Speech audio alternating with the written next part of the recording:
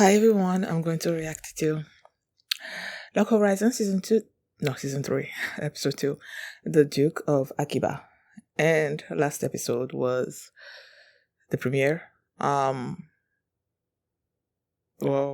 what's happening? Renetia, is supposed to be getting married, and then Heinz was made the Duke, and she'd always like, this is gonna spell the end of the round table, which I don't know how, but yeah, that's where we are. So before we get into this episode, if you guys have my reaction, please give it a thumbs up, subscribe, and please consider supporting my Patreon at patreon.com/feeling. And now let's start this episode, and here we go. Okay guys, in case the reaction gets blocked and I had to cut out the reaction itself, you can just look in the pinned comment in the comment section where for the link to the reaction highlight itself, so you can just click on it, watch it, and then you just come back for my review. Yeah.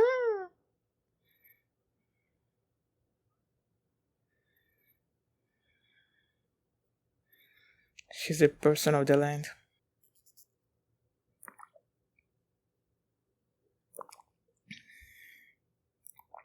Advisor.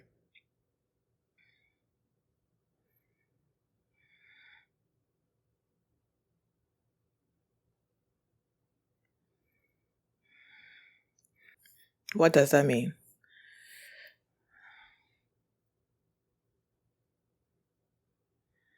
I know, right? You and me both. I don't get it. Oh yeah, they changed it. My glasses. Oh, rusty. Destruction of the round table.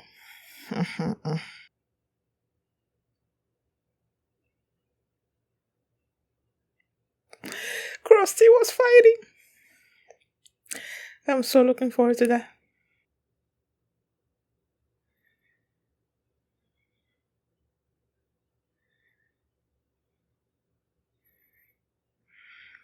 I was told that in the novel, he wasn't the one that destroyed the communication device, but I still don't trust him. I tell Fox.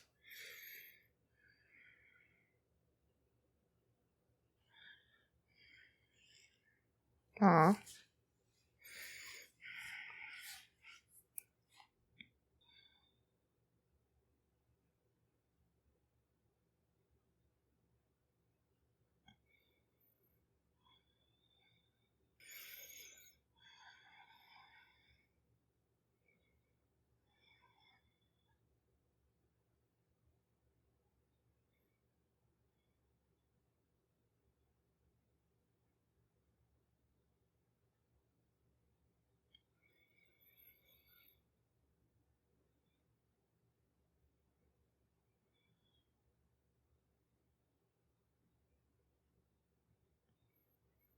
I'm totally not following this.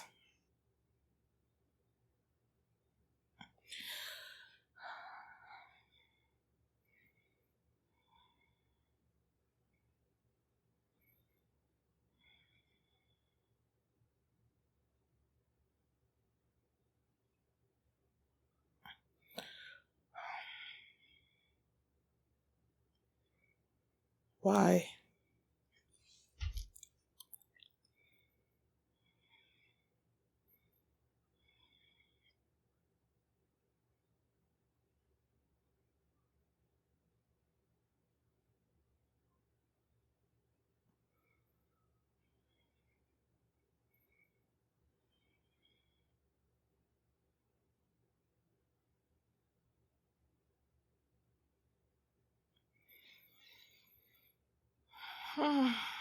You'll see.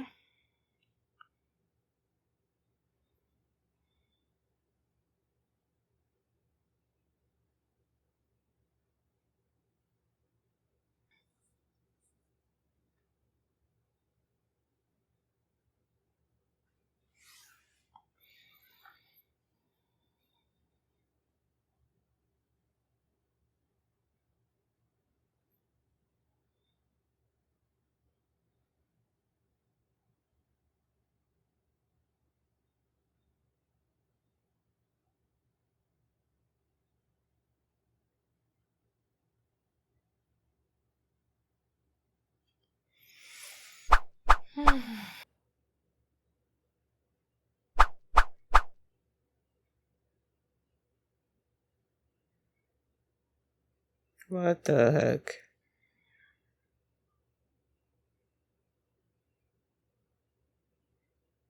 Carta.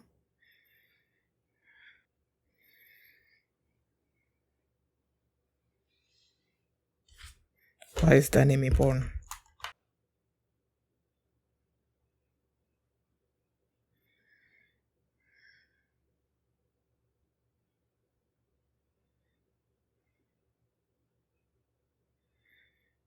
Just dude.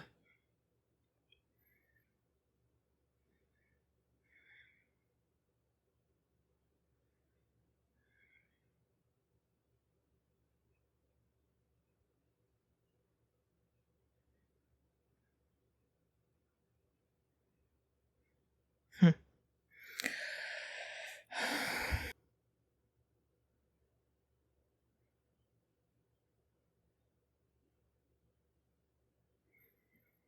Hmm.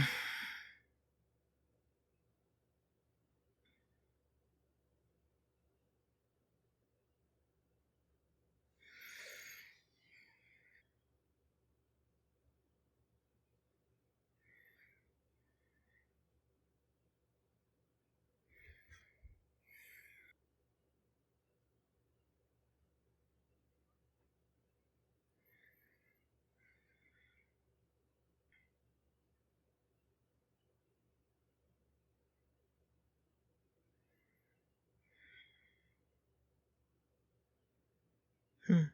They think he's there to protect them?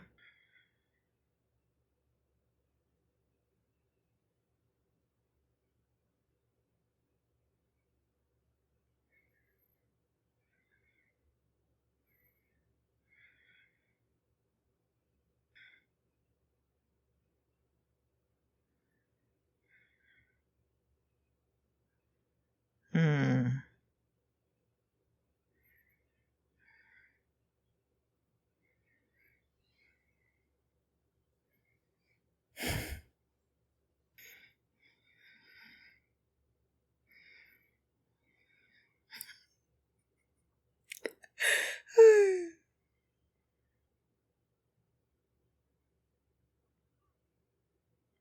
Eaters?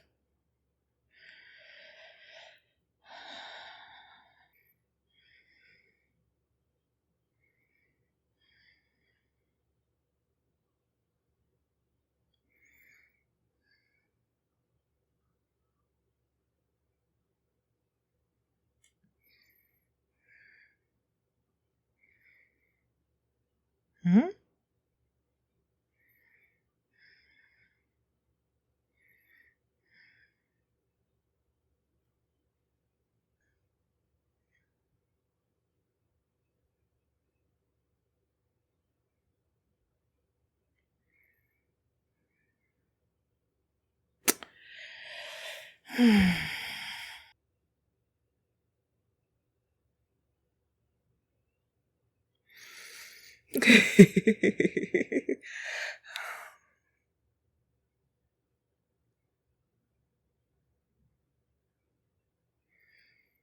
No, he doesn't know.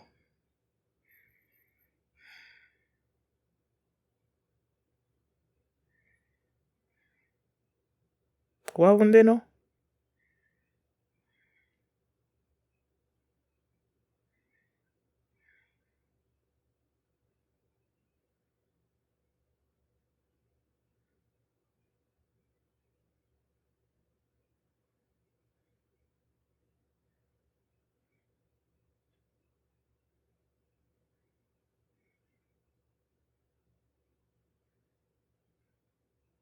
That's because he got power on people behind him.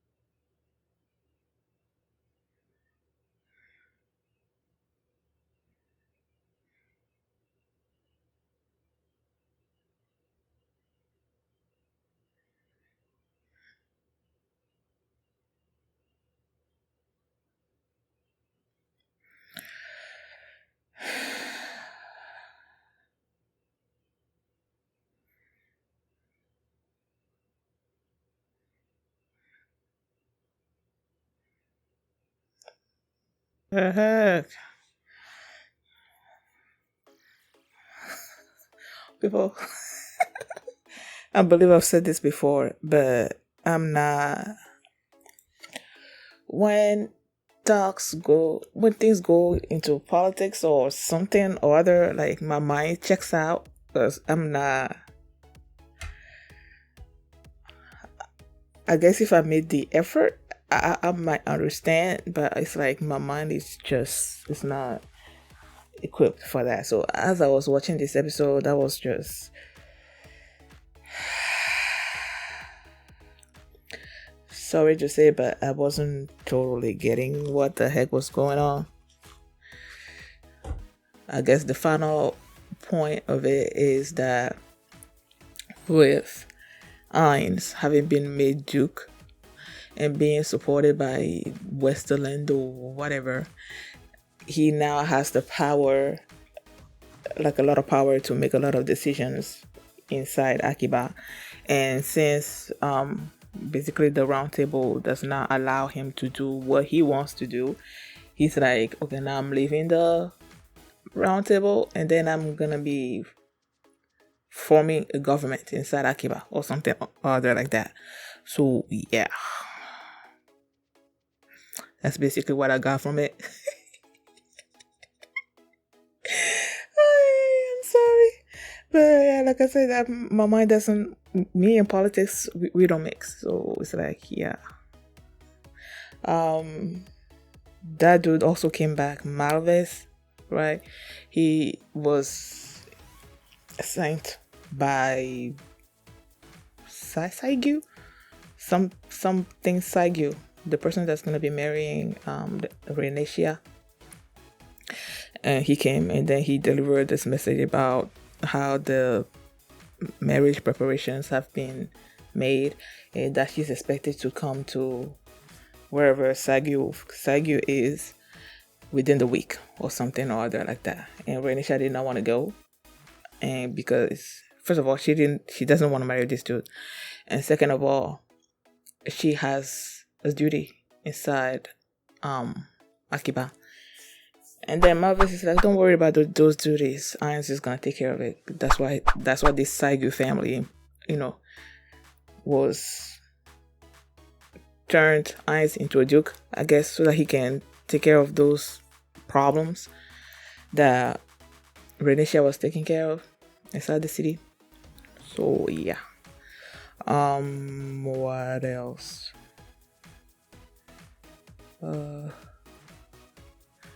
There was the conversation between Isaac and what's his name? I know his name. Where he was saying that he basically recruited members of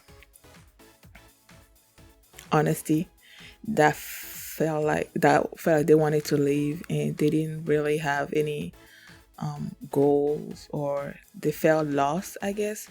And one way that they can sort of regain a little bit of appreciation, a little bit of what's the word I'm looking for? Purpose, was to join Isaac's training thing. That, like people that are part of that training group, they are people that are respected, that are trusted, and he felt like if these people were also part of it and then they were also training with him, then they will also gain some kind of purpose and trust and regard in society and all that, so that they don't just lose themselves in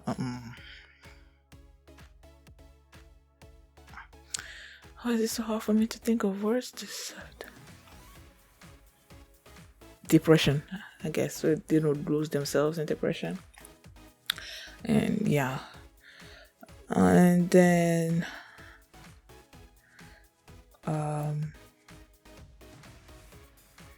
I feel like, well, not that I feel like, I love how Isaac comes off as someone that is not intelligent, but he actually is. I don't know. He comes off like that to me, and I love it. And what else? Reagan was telling the story of Yamato, Yamato to Shiroe. I am so sorry. I don't know why my mind is not working this afternoon. It is so not working. Shiro and Akatsuki. He was telling them this story. I guess I will have to go back to fully understand what that was. It was. I was reading it and everything, but then it's like my mind. I guess I gotta say I'm not. I don't know if because I have a slight headache or something, but I've been watching stuff even with a headache before, and I fully understood it. But it feel like this episode was like all talk, and when it's usually like that, my mind checks out a lot, especially when it comes to politics and stuff like that.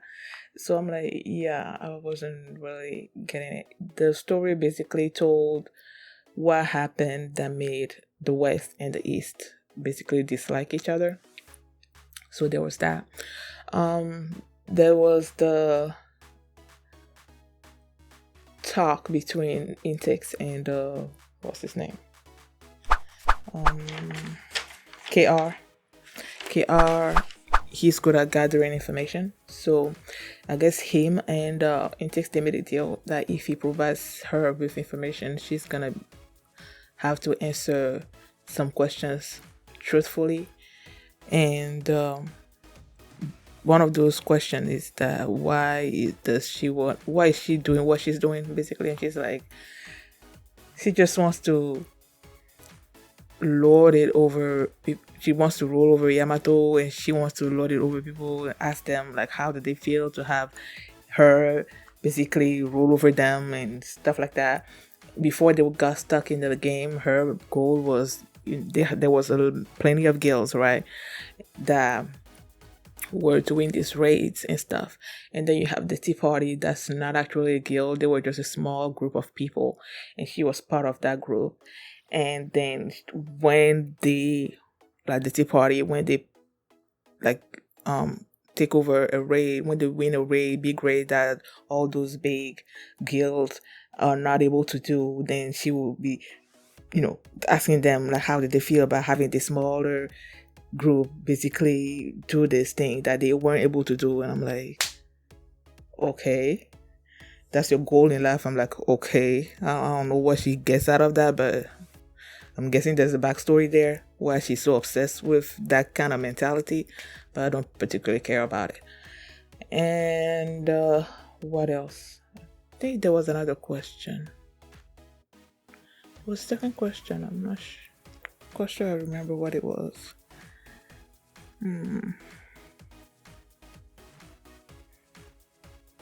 Yeah, I forgot. But it was 2 questions, and yeah.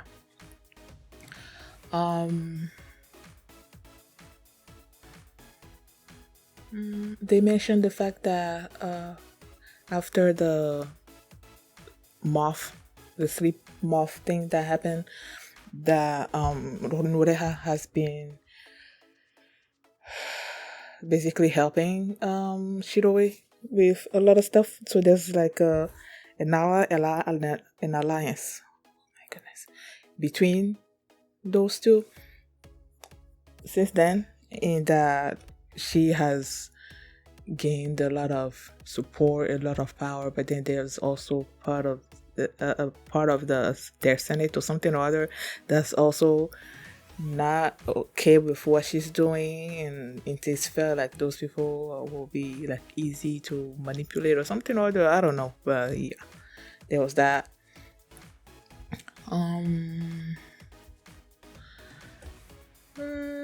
I think that's basic. There was this moment where Rudy was basically explaining to everybody why having a duke inside the city was so beneficial to the people of the land, why they were so happy about it, because they felt like, a lot of them left their villages to come to Akiba because there were a lot of opportunity for them. Where they were in their villages, they were only stuck in these particular roles, and they can't really do anything about it. And if they're not happy with how they're living, then they leave their villages and then they come to Akiba to basically expand their horizons and everything. And in doing so, they feel like they are refugees inside Akiba. And with the appointment of a duke, it means that this duke is gonna be looking after their interests. They're not gonna feel like they're refugees anymore. And in my mind, I'm thinking, okay, this duke is Ainz. It's not like it's a people of the land that's been appointed duke. It's Ainz that's been appointed duke. And Ainz hasn't particularly been, from what I've seen so far, he hasn't particularly been partial to the people of the land. He's been partial to the adventurers. So him being a duke, I don't see how that's gonna help the people of the land in this situation, but they don't know that. I guess we'll see how that's gonna go. So there was that, and what else? And at the end there, you see, well, after Ainz said that he was gonna leave the round table and basically create a government, Shiroi was outside, right? And then there was this letter on the table. Oh, I'm guessing. Okay. So I'm guessing that letter came from Ainz, and that's where he went and met them out there somewhere. And then the camera zoomed in on this particular person behind Ainz. And I'm like, okay, I don't know who that is. Did that happen sometimes in the future after the government has been created inside Akiba, or is it before that? I'm not sure. I guess we'll see.